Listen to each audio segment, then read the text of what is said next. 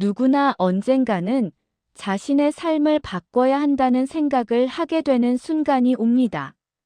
나는 그런 깨달음을 얻기까지 정말 오랜 시간을 고여있는 물처럼 같은 자리에서만 머물렀어요. 벗어나고 싶은 욕구, 다른 세상을 경험하고 싶은 간절함, 그것들이 결국 저를 움직이게 한 원동력이었던 거죠. 지금부터 제 이야기를 풀어놓으려고 합니다. 어떤 결정 하나가 어떻게 모든 것을 바꿔놓았는지 말이에요. 2004년이 겨울을 벗어나려고 할 때쯤 저는 비행기의 조종실에서 최고의 책임자 역할을 하고 있었습니다. 아직 30 초반의 나이에 불과했지만 항공사 내에서 가장 젊은 기장이라는 지위를 얻고 있었죠. 북쪽의 큰 도시에 있는 공항에서 출발하는 국제 항로들을 담당하고 있었어요.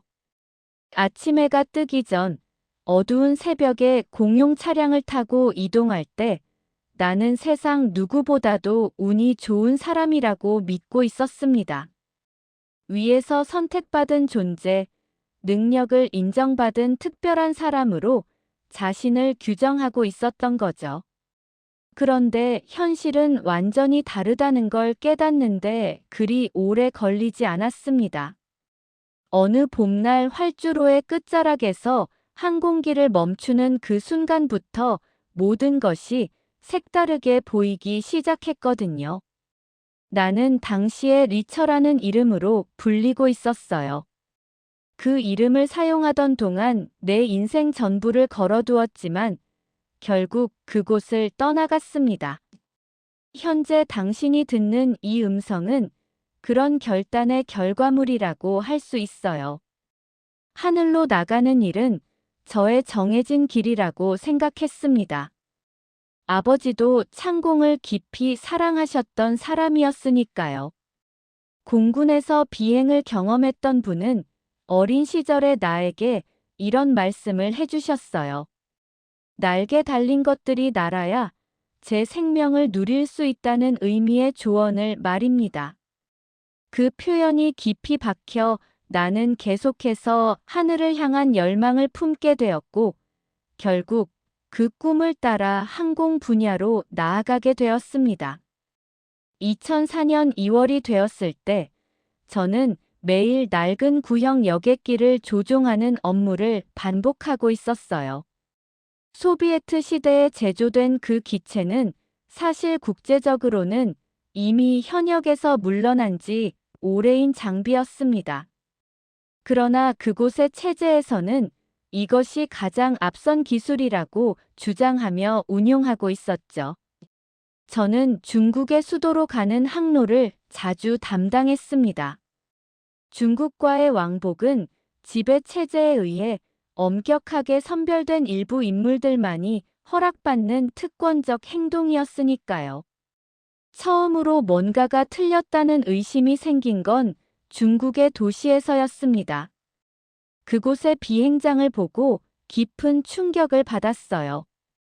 수십 대의 최신식 항공기들이 질서정연하게 움직이고 있었거든요.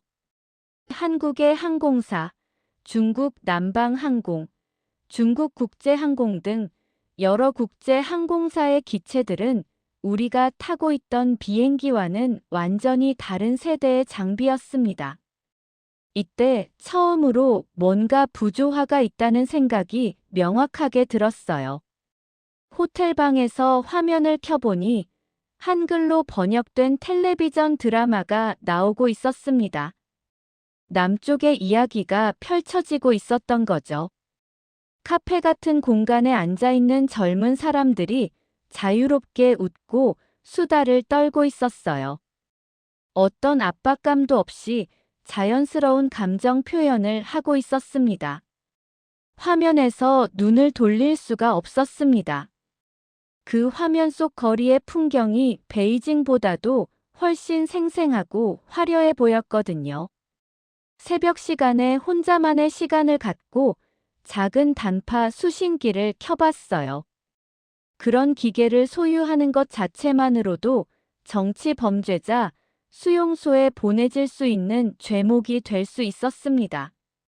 그럼에도 불구하고 저는 그것을 작동시켰습니다. 북에서 탈출한 사람의 목소리가 흘러나왔어요. 그분은 남쪽에서 완전히 새로운 인생을 시작했다고 말하고 있었습니다. 열심히 노력하면 누구라도 자신의 목표를 달성할 수 있다는 메시지가 가슴 깊숙이 내려앉았습니다. 그곳에서는 이런 것이 현실로 가능한 거구나 하는 생각이 들었습니다. 그러던 어느 날, 제 여동생이 연행되어 갔습니다. 백화점에서 근무하던 밝은 성격의 여동생이 고위 지도자의 부당한 요구를 거절했다는 이유로 광산 지역으로 추방당했어요. 직접 가서 그 상황을 목격했습니다. 뼈가 그대로 드러난 듯한 얼굴, 까맣게 그을린 피부, 희망이 완전히 사라진 눈동자. 그 모습을 보는 순간 저는 깨닫게 되었어요. 이 체제 안에서는 벗어날 길이 없다는 것을 말이에요. 저를 지도했던 선임 기장이 어느 날 자취를 감춰버렸습니다. 우리나라는 왜 유독 가난한 상태에 머물러 있는가라는 한마디를 숙박시설의 방 안에서 같은 동료에게 던졌다는 이유만으로 정치범 수용소로 끌려가 버렸어요. 그 동료가 보고를 한 거였죠. 그때부터 저는 주변의 누구도 완전히 신뢰할 수 없게 되어버렸습니다. 2004년 가을이 되어갈 무렵, 저는 탈출 계획을 수립하기 시작했습니다. 더 이상 그런 식으로 존재할 수 없다는 확신이 생겼거든요.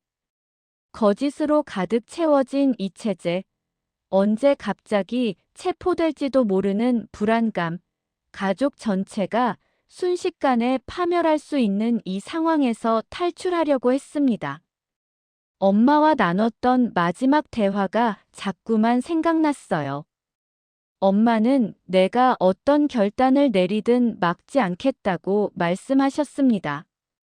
오직 살아있기만 하라고요. 생명을 지켜내야 한다는 그 말씀이 제 행동을 움직이게 했습니다. 계획을 짰습니다. 베이징으로 향하는 34번째 비행이 마지막이 될 것이라고 마음먹었어요. 3월 중순, 봄이 도래하는 계절에 떠나기로 정했습니다. 항공기 전체를 가져갈 수는 없었어요. 기체 안에는 죄 없는 탑승객들이 타고 있었으니까요. 다른 길을 모색해야 했습니다. 베이징에 도착한 뒤 호텔에서 빠져나갈 방법을 궁리했습니다. 감시인이 깊은 잠에 빠지는 새벽 3시경, 그것이 탈출의 기회였어요. 몸을 낮추면서 비상계단을 이용해 내려가고 도시의 암흑 속에서 택시를 잡아야 했습니다. 한국 대사관이 어디에 위치해 있는지 파악하기 위해 저는 용감하게 밤의 거리를 헤매고 다녔어요. 담벼락 너머로 태극기의 모습이 눈에 들어왔을 때의 감정은 말로 표현할 수 없을 정도였습니다. 2005년 3월 16일 새벽이 천천히 밝아지는 시간대였어요. 숙박실의 방을 빠져나왔습니다. 복도를 따라 걸으면서 심장이 제대로 뛸 수 없을 것 같았습니다. 비상통로로 향했어요. 층을 하나씩 내려가며 8층에서 1층까지 올라가는 게 아니라 내려가는 길이었지만 시간이 멈춘 것처럼 느껴졌습니다. 건물 밖으로 나왔을 때 중국 도시의 새벽은 아직 완전히 깨어나지 않았어요. 택시를 세우려는 시도를 여러 번 했지만 실패했습니다. 운전기사들이 그냥 지나쳐버렸거든요. 초조함이 점점 커지기 시작했습니다. 시간은 계속 흘러가고 있었으니까요. 해가 뜨기 전에 목적지에 도착해야만 했어요. 드디어 한 대의 택시가 저 앞에서 멈춰 섰습니다. 대사관 구역으로 향해 질주했습니다. 그 지역에 도착했을 때 저는 혼자였어요. 불안한 기분으로 길을 걸으면서 한국 대사관의 담장을 발견했습니다. 태극기가 그곳에 펄럭이고 있었어요. 심장이 멈출 것 같은 느낌이 들었습니다. 한 가지 문제가 있었죠. 정문 앞에 중국 보안 요원들이 배치되어 있었던 거예요. 저는 좁은 골목에 숨어서 그들의 움직임을 살펴봤습니다. 10분마다 한 번 정도의 간격으로 순찰을 도는 패턴이 보였어요. 좋은 기회를 기다렸습니다. 한 명의 보안 요원이 차량 안으로 들어갔을 때 저는 모든 힘을 모아 달렸습니다. 정문에 몸이 닿는 순간 문이 잠겨 있었습니다. 절망감이 파도처럼 밀려왔습니다. 보안 요원이 제 팔을 잡으려고 달려왔어요. 이게 끝인가? 라는 절박한 생각이 떠올랐습니다. 그 찰나에 철문이 열렸습니다. 빨리 들어오세요라는 한국식 표현이 들렸어요. 한국 대사관의 경비 담당자가 제 손목을 힘껏 잡아당겼습니다. 저는 철제 문 안쪽으로 빨려 들어가게 되었습니다. 쾅! 문이 닫혔어요. 이제 나는 대한민국의 영토에 들어간 것입니다. 처음으로 제 숨이 정상적인 리듬을 되찾았어요. 그 이후의 시간들은 혼란스럽고 복잡했습니다. 신상 파악, 신문, 여러 면담 과정이 연이어 진행되었어요.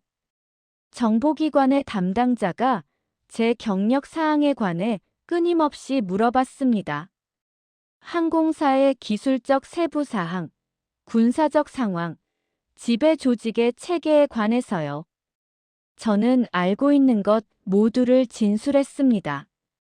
그것들이 남북 관계에서 새로운 판단 기준이 될 수 있는 정보였으니까요.